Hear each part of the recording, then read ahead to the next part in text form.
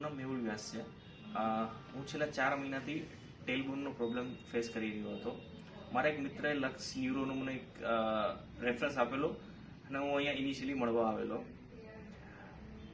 Initially instruction થયા પછી મને 15 દિવસની ફિઝિયોથેરાપી લેવાનું કહેવામાં આવ્યું. ડૉક્ટર વિરલ સાની અંડરમાં ટીમ લીડર તૃપ્તિબેન એ મને એક્સરસાઇઝ કરવાનું સ્ટાર્ટ કરાવ્યું.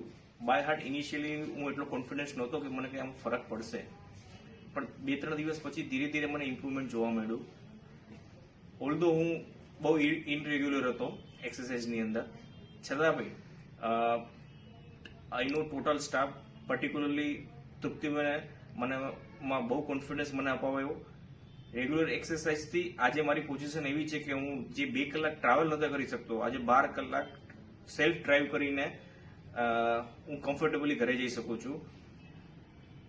મારું એટલું જ કહેવાનું છે કે પર્ટિક્યુલરલી જે આ એક્સરસાઇઝ એમણે મને સજેસ્ટ કરી અને મારી પાછળ જે મહેનત કરી, આજે મને એનાથી બહુ જ ફાયદો છે અને હોપ છો કે આ મારા માટે બહુ સારું રહેશે.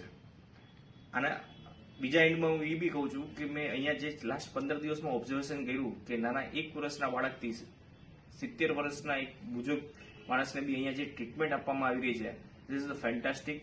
અને એના માટે હું આખી ટીમને થેન્ક્સ કહીશ કે આવું ડેડિકેશન્સ મેં હજી સુધી કંઈ જોયું નથી.